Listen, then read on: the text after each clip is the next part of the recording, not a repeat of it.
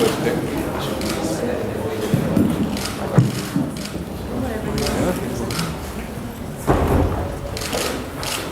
evening. I was asked to say a few words in the beginning.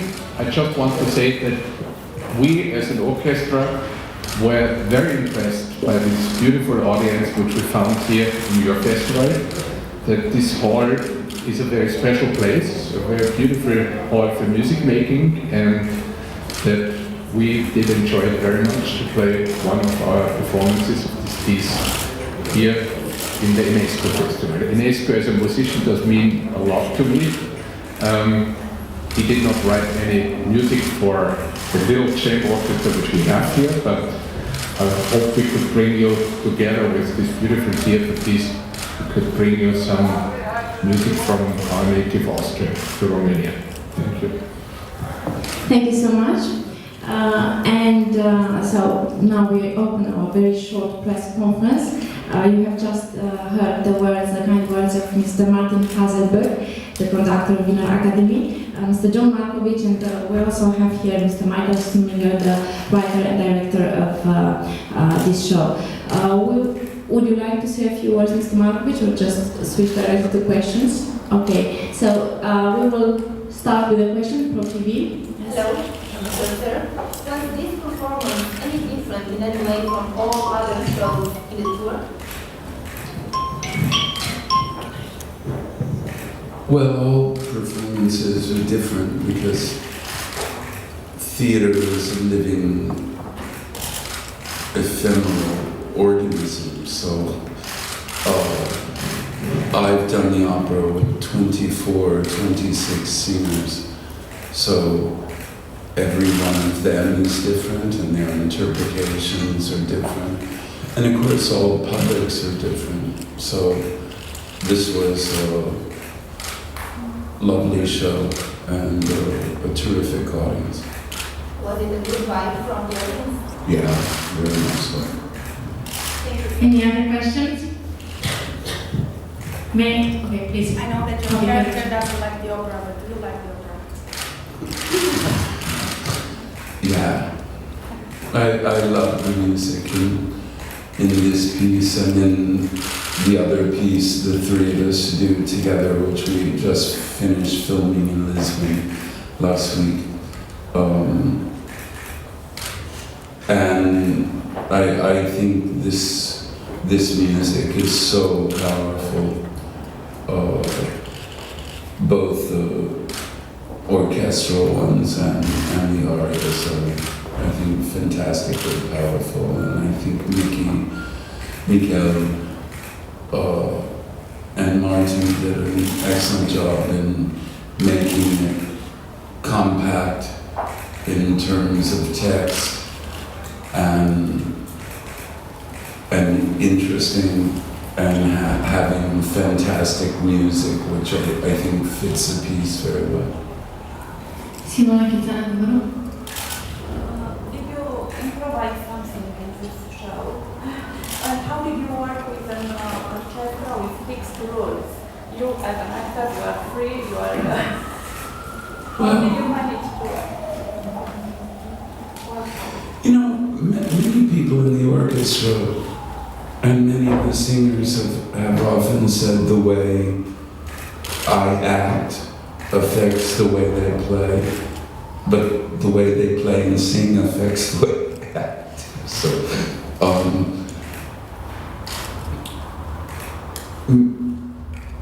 this kind of music, you can't, you have to find ways to slide around. The music can't really be confronted by an actor. It's not really possible. You have to slide around it.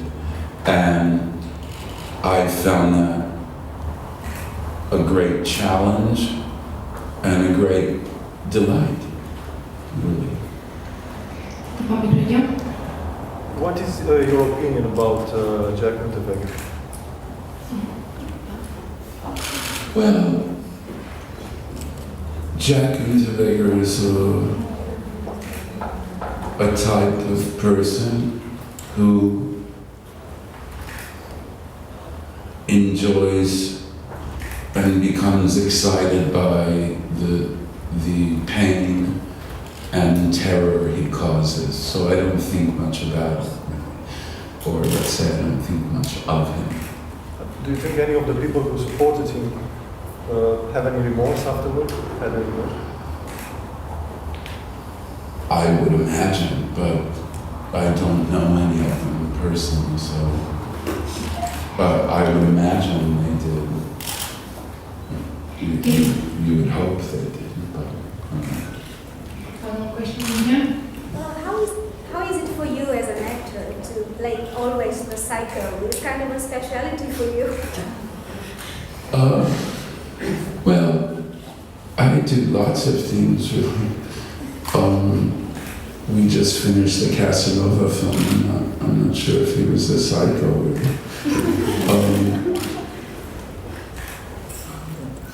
And I don't really think of characters like that. A character is defined in his worldview within the actions of a play. And I think this piece was very interestingly recreated the experience the Austrian public had when they met Unterweger, that he was charming and funny, and I mean, Yes, you are. he wasn't a very good writer, but that's okay. He was charming and funny, and you know, the other night I had dinner with our costumer at Cafe Handler in Vienna, and I remember several of the waiters coming up over the years. We've been doing this in our other piece and in and out of Vienna, and all saying, you know, he was very nice. Yeah. Maybe sometimes he was. I don't know. One last question from the media. From your start, from your first acting experience at the Steppenwolf Theatre till now, what main things do you feel have changed in you and what has remained the same?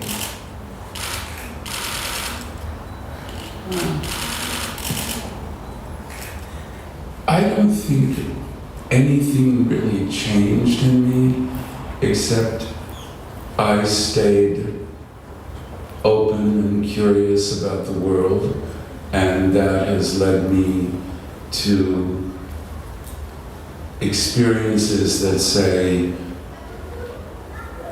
some of my friends or colleagues may not understand why doing them, but that's how you keep growing and keep fresh. I don't know if I could have done this when I was very, very young, maybe, but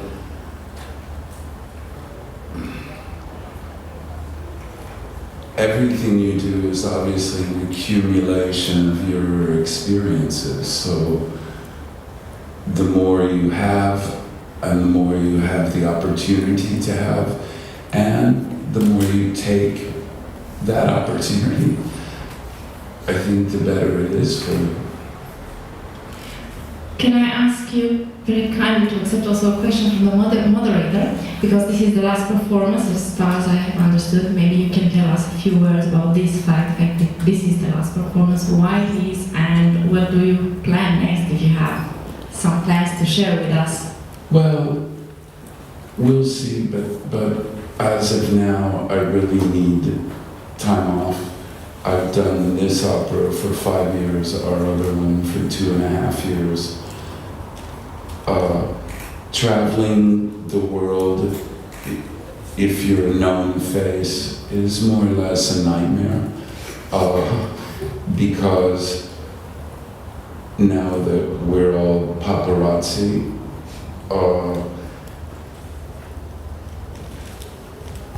I probably do that 500 times a day or 1,000, and they don't care what you're doing.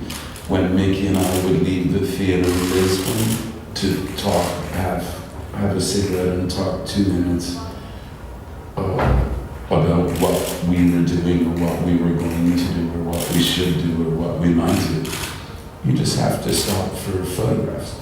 Photo, photo, photo, photo, photo, photo.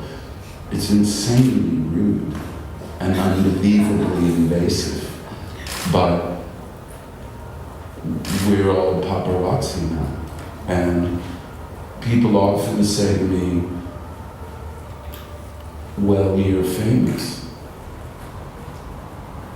Well, so what? I mean, do you think I can smoke a cigarette? Or make a phone call? Or study my text? Or have a life? No, because I have to have a photo. Okay, well, there are like 6 billion of you. And that's actually one of the biggest problems of doing this, is traveling all the time, being in airports, being tortured. I wouldn't ask anybody for a photo. I mean, to me, it's if I said, lift your dress. Sure, why not? I mean, I may want that. Great. But wouldn't you find it odd? I mean, it's very odd. But, you know, we'll see. On the other hand, I have Steppenwolf wants me to act in a play. I have a movie to direct. And, you know, I've done this 5 years. I mean, really 4 years. And really, the last 3 years have been fairly often. And, you know, it's a beautiful piece. And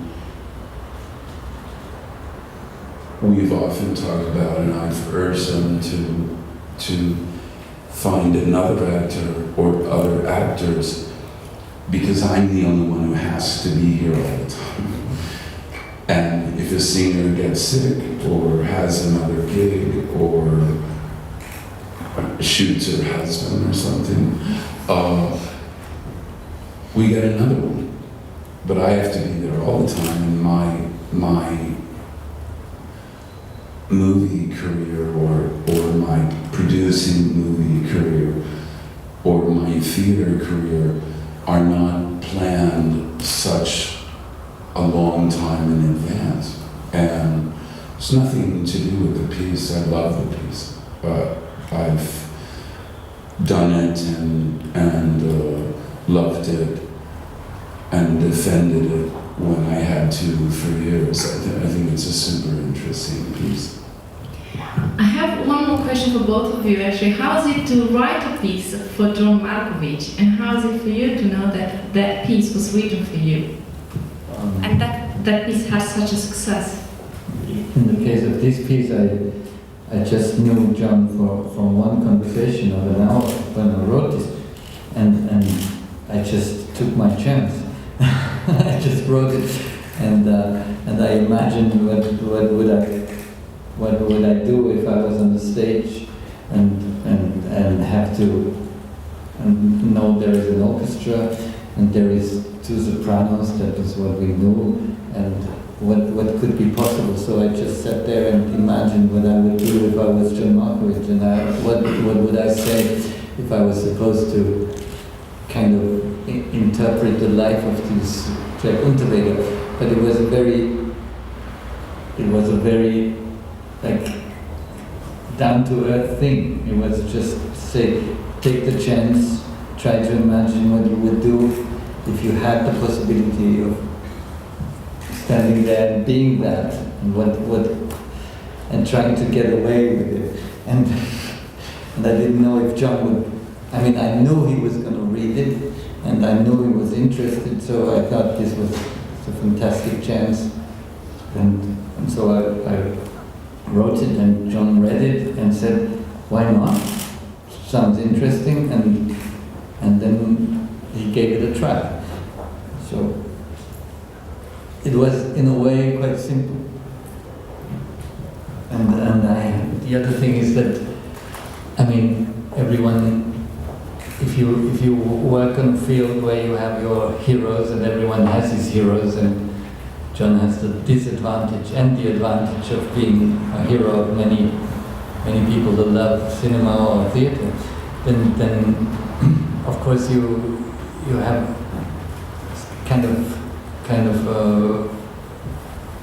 fantasies which are very stupid. And if you're aware that every person is still the person, you can probably find out that your hero as a person is even interesting without the hero part. And if you get to that point, this is a great gift. And I can say that after like this 5-year story, the three of us have become friends. And that is maybe the most beautiful gift of all that. And I'm very grateful. Thank you so much. Would you like to take some more questions? One. Social place, okay. John, from the associate press, since you already shared with us what is the worst part of being John Malkovich or being famous, would you, only if you feel like, tell us what is the best part of being John Malkovich, the person? The best part is getting the opportunity to work with people like Martin and Mickey, the orchestra, all are wonderful collaborators, which you see, if you weren't famous, you wouldn't get that chance. And it's not because you wouldn't be good enough or be interested, it's just kind of how the way the world works. And that has given me, as I said, what some people may find are odd choices, why are we in Guntersloh doing an opera, you know? And I just said because I felt like it. It's too much of an honor for us too, but maybe I just can add that for me, I think this is one more experience, that true art is always a dialogue. And I think it's impossible for us to sit down in our little chamber and create something all by ourselves. I have experienced this in my artistic life. I've always tried to cooperate with poets, with painters, with people who do art, but in another field as mine. And maybe this is the coronation of this cooperation, because we feel the result is something where everybody is giving in from his own side. And maybe the surprise is that it works, that 3 different people give in and many people who cooperate give in. And for me, this is maybe almost a symbol for true artistic achievement, to include different sources from totally different sides. Mr. Hassan, I just spoke with Laura Aiken downstairs, and she told me that John is improvising a lot when they're doing changing a little bit sometimes his position on the stage. Yeah. So kind of provoking them to react to that, and you have also to follow them while they react to John's little, how is it? Yeah, but for me it's normal, because conductors always have to react to what comes. And I think if we say improvisation, it's always this freshness of performance. Maybe I have to make clear that the text is, with the exception of 2 parts, which kind of are left free, the text is always the same, but the performance is always different, because then it's always new and fresh. And this is the same with music, otherwise we would not survive to play the same pieces by Bach, Mozart and Beethoven. And maybe to quote, this is the sign of true art, is that you do a piece many times and you discover always new aspects in the piece. And this is true for all classical music of some quality, I would say. It's even the funny thing that I saw this the first time in South America when we were touring, but it's really funny that you have always a translation up or on the sides. We always have a translation for John in the countries which is not English speaking, and still the people think, and a lot of people think the whole text is made up in a minute. Although they read it all the time, there must be a very quick person translating on a very quick computer, and that would be really genius. But still, the idea is with this piece, we fake as if it wasn't rehearsed, we fake as if it was made up in a minute, and that of course gives it this kind of atmosphere. But the other thing is, and that's maybe one great part of John's art, that he wouldn't go and like perform something in a way he did it before. So the general thing, and this is something which great musicians will always do, and great actors and great performers would say, you always get a certain kind of intensity only if you grasp what is coming and have room for it. So if the concept is so close that you can't react to what is coming, you cannot make it grow. And this is maybe the great difference to cinema, that a piece of theater and a piece of music, live performed, will always, if it's good, always respond to what is happening in the moment. And of course, this is something John is very aware and was working on his whole life. And even in cinema, and I can tell you now because we have been shooting together this film the last 6 weeks, the fantastic thing is even in cinema you can keep it open and you will find out that every take is different and every moment gives the possibility to do something else. And maybe John is one of the best people in the world to take this liberty and like theoretically have the momentum to say anything could happen in any moment. And this is something which gives a great tension and great liveliness to all performances. And I think this is what we maybe know in a way, but still learn from this work in another way, how far you can go in this field. Thank you very much for that. Thank you. Thank you.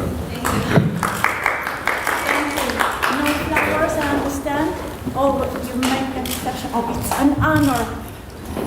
Thank you very much. Thank you. Thank you.